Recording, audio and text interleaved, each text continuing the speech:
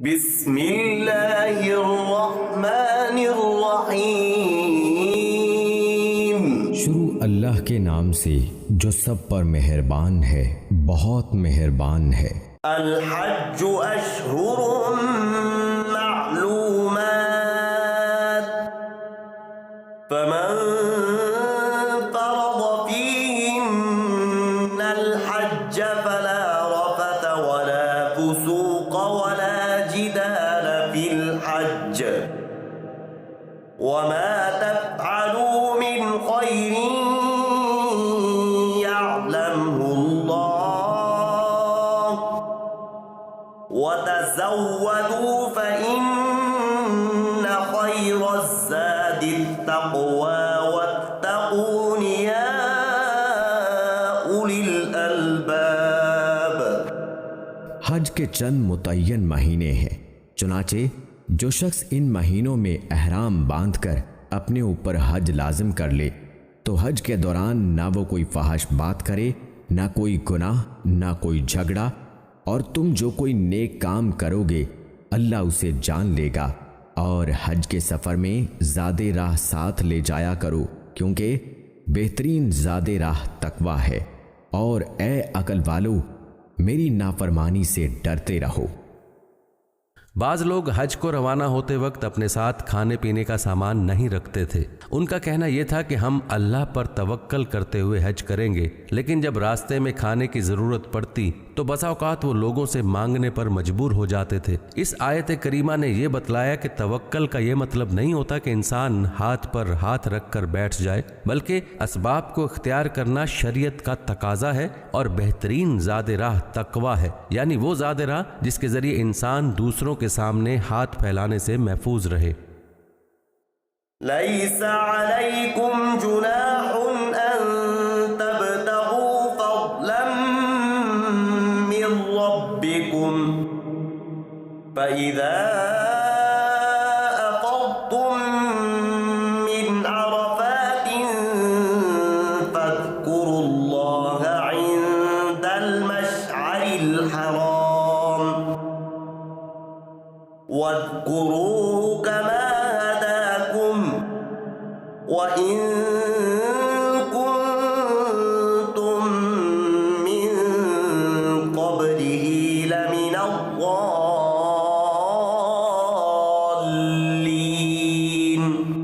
تم پر اس بات میں کوئی گناہ نہیں ہے کہ تم حج کے دوران تجارت یا مزدوری کے ذریعے اپنے پروردگار کا فضل تلاش کرو، پھر جب تم عرفات سے روانہ ہو تو مشعر حرام کے پاس جو مزدلفہ میں واقع ہے اللہ کا ذکر کرو، اور اس کا ذکر اسی طرح کرو جس طرح اس نے تمہیں ہدایت کی ہے، جبکہ اس سے پہلے تم بالکل ناواقف تھے۔ بعض حضرات حج کے سفر میں کوئی تجارت کرنے کو ناجائز سمجھتے تھے۔ یہ آیت ان کی غلط فہمی دور کرنے کے لیے نازل ہوئی ہے، اور اس نے بتا دیا کہ سفر حج میں روزی کمانے کا کوئی مشغلہ اختیار کرنا جائز ہے، بشرطے کہ اس سے حج کے ضروری کام متاثر نہ ہو۔ حج کے دوران عرفات سے آ کر مزدلفہ میں رات گزاری جاتی ہے، اور اگلی صبح طلوع آفتاب سے پہلے وقوف کیا جاتا ہے، جس میں اللہ تعالیٰ کا ذکر ہوتا ہے اور دعائیں مانگی جاتی ہیں۔ جاہلیت میں بھی اہل عرب اللہ کا ذکر تو کرتے تھے، مگر اس کے ساتھ اپنے دیوتاؤں کا ذکر بھی شامل کر لیتے تھے۔ بتایا یہ جا رہا ہے کہ مومن کا ذکر خالص اللہ تعالیٰ کے لیے ہی ہونا چاہیے، جیسا کہ اللہ تعالیٰ نے ہدایت فرمائی ہے۔ ثم أفيضوا من حيث أفاض الناس واستغفروا الله إن الله غفور رحيم۔ اس کے علاوہ یہ بات بھی یاد رکھو کہ تم اسی جگہ سے روانہ ہو جہاں سے عام لوگ روانہ ہوتے ہیں، اور اللہ سے مغفرت مانگو، بے شک اللہ بہت بخشنے والا بڑا مہربان ہے۔ جاہلیت میں اہل عرب نے یہ طریقہ مقرر کر رکھا تھا کہ اور تمام انسان تو 9 ذی الحج کو عرفات کے میدان میں وقوف کرتے تھے، مگر قریش اور بعض دوسرے قبائل جو حرم کے قریب رہتے تھے اور حمص کہلاتے تھے، عرفات جانے کی بجائے مزدلفہ میں رہتے تھے اور وہیں وقوف کرتے تھے۔ ان کا کہنا یہ تھا کہ ہم حرم کے مجاور ہیں اور عرفات چونکہ حدود حرم سے باہر ہے اس لیے ہم وہاں نہیں جائیں گے۔ نتیجہ یہ کہ عام لوگوں کو 9ویں تاریخ کا دن عرفات میں گزارنے کے بعد رات کو مزدلفہ کے لیے روانہ ہونا پڑتا تھا، مگر قریش وغیرہ شروع ہی سے مزدلفہ میں ہوتے تھے اور ان کو عرفات سے آنا نہیں پڑتا تھا۔ اس آیت نے یہ رسم ختم کر دی اور قریش کے لوگوں کو بھی یہ حکم دیا کہ وہ عام لوگوں کے ساتھ عرفات میں وقوف کریں اور انہی کے ساتھ روانہ ہو کر مزدلفہ آئیں۔ فَإِذَا قَضَيْتُم مَّنَاسِكَكُمْ فَاذْكُرُوا اللَّهَ كَذِكْرِكُمْ آبَاءَكُمْ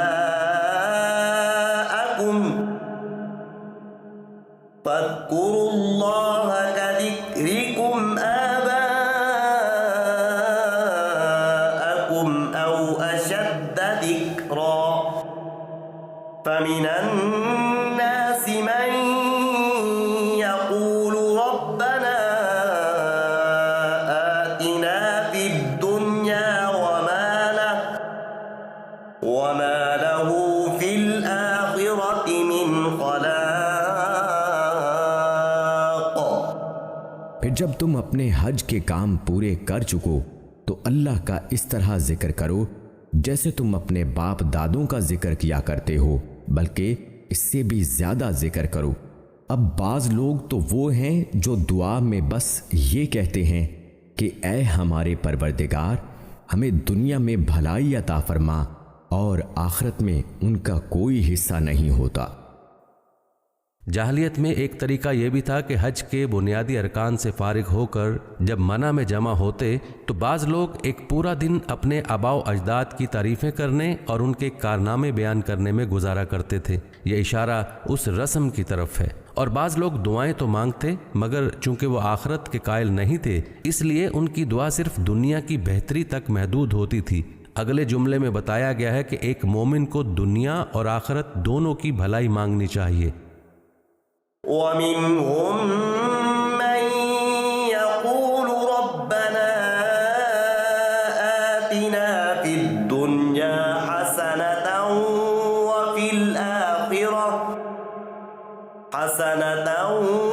وَفِي الْآخِرَةِ حَسَنَةً وَقِنَا عَذَابَ النَّارِ۔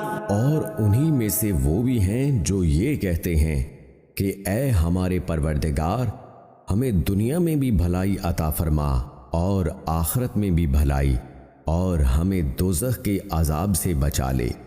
أولئك لهم نصيب مما كسبوا والله سريع الحساب۔ یہ وہ لوگ ہیں جنہیں اپنے اعمال کی کمائی کا حصہ ثواب کی صورت میں ملے گا، اور اللہ جلد حساب لینے والا ہے۔ واذكروا الله في أيام معدودات فمن تعجل في يومين فلا إثم عليه ومن تأخر فلا إثم عليه لمن اتقى واتقوا الله واعلموا أنكم إليه تحشرون۔ اور اللہ کو گنتی کے ان چند دنوں میں جب تم مینا میں مقیم ہو یاد کرتے رہو، پھر جو شخص 2 ہی دن میں جلدی چلا جائے اس پر بھی کوئی گناہ نہیں ہے، اور جو شخص 1 دن بعد میں جائے اس پر بھی کوئی گناہ نہیں۔ یہ تفصیل اس کے لیے ہے جو تقوی اختیار کرے، اور تم سب تقوی اختیار کرو، اور یقین رکھو کہ تم سب کو اسی کی طرف لے جا کر جمع کیا جائے گا۔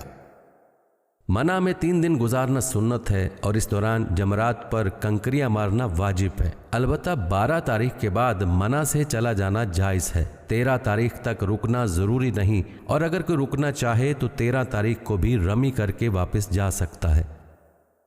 وَمِنَ النَّاسِ مَن يُعْجِبُكَ قَوْلُهُ فِي الْحَيَاةِ الدُّنْيَا وَيُشْهِدُ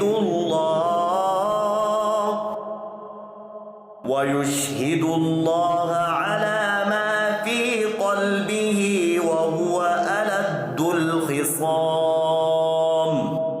اور لوگوں میں ایک وہ شخص بھی ہے کہ دنیاوی زندگی کے بارے میں اس کی باتیں تمہیں بڑی اچھی لگتی ہیں، اور جو کچھ اس کے دل میں ہے اس پر وہ اللہ کو گواہ بھی بناتا ہے، حالانکہ وہ تمہارے دشمنوں میں سب سے زیادہ کٹر ہے۔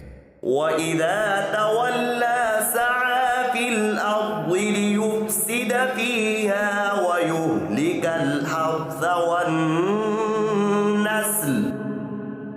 وَاللَّهُ لَا يُحِبُّ الْفَسَادَ۔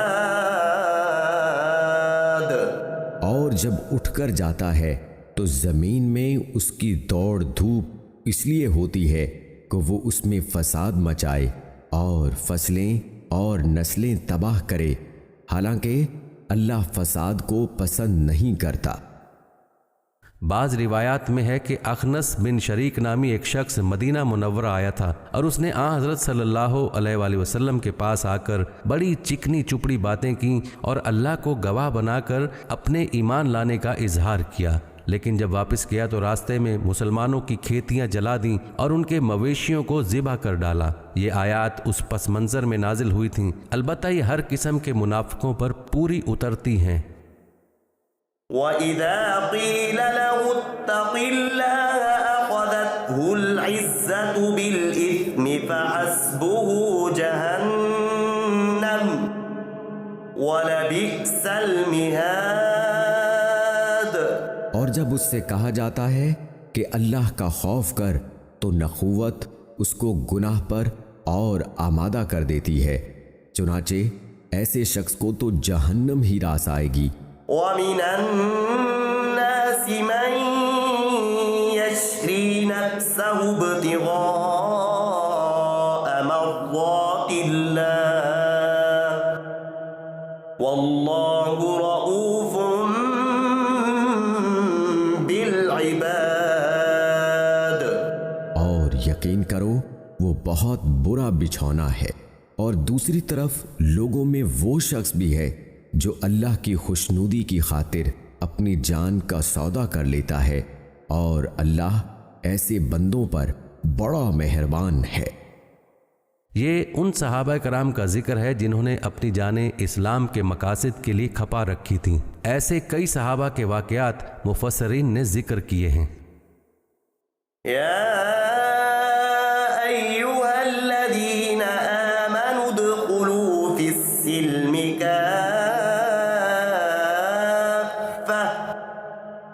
وَلَا تَتَّبِعُوا خُطُوَاتِ الشَّيْطَانِ إِنَّهُ لَكُمْ عَدُوٌّ مُبِينٌ۔ اے ایمان والو، اسلام میں پورے کے پورے داخل ہو جاؤ اور شیطان کے نقش قدم پر نہ چلو، یقین جانو وہ تمہارا کھلا دشمن ہے۔ فَإِن زَلَلْتُم مِّن بَعْدِ مَا جَاءَتْكُمُ الْبَيِّنَاتُ فَاعْلَمُوا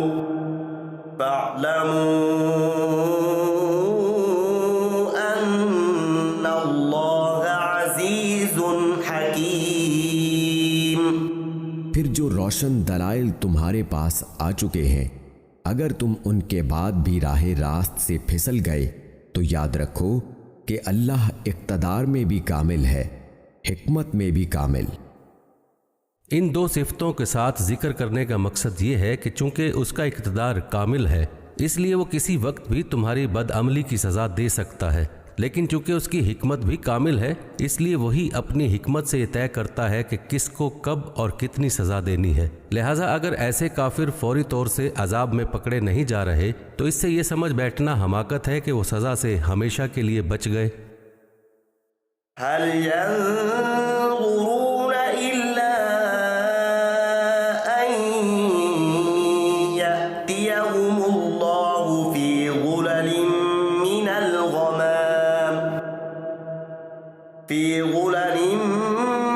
الغمام والملائكة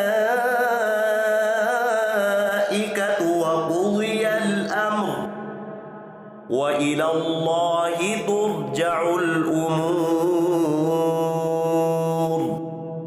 یہ کفار ایمان لانے کے لیے اس کے سوا کس بات کا انتظار کر رہے ہیں کہ اللہ خود بادل کے سائبانوں میں ان کے سامنے آ موجود ہو اور فرشتے بھی اس کے ساتھ ہوں اور سارا معاملہ بھی چکا دیا جائے، حالانکہ آخر کار سارے معاملات اللہ ہی کی طرف تو لوٹ کر رہیں گے۔ مختلف کفار اور خاص طور پر یہود مدینہ اس قسم کے مطالبات کرتے تھے کہ اللہ تعالیٰ براہ راست ہمیں نظر آ کر ہمیں ایمان لانے کا حکم کیوں نہیں دیتا۔ یہ آیت اس قسم کے مطالبات کا جواب دے رہی ہے، اور وہ یہ کہ یہ دنیا اس آزمائش کے لیے بنائی گئی ہے کہ انسان اپنی عقل استعمال کرے اور کائنات میں پھیلے ہوئے واضح دلائل کی روشنی میں اللہ کی توحید اور اس کے رسولوں پر ایمان لائے۔ اسی لیے اس آزمائش میں اصل قیمت ایمان بالغیب کی ہے۔ اگر اللہ تعالیٰ براہ راست نظر آ جائیں تو آزمائش کیا ہوئی؟ اور اللہ تعالیٰ کی سنت یہ ہے کہ جب غیب کی چیزیں انسان کو آنکھوں سے نظر آ جائیں تو پھر ایمان معتبر نہیں ہوتا، اور ایسا اسی وقت ہوگا جب یہ کائنات ختم کر کے سزا اور جزا کا مرحلہ آ جائے گا۔ معاملہ چکانے سے یہاں یہی مراد ہے۔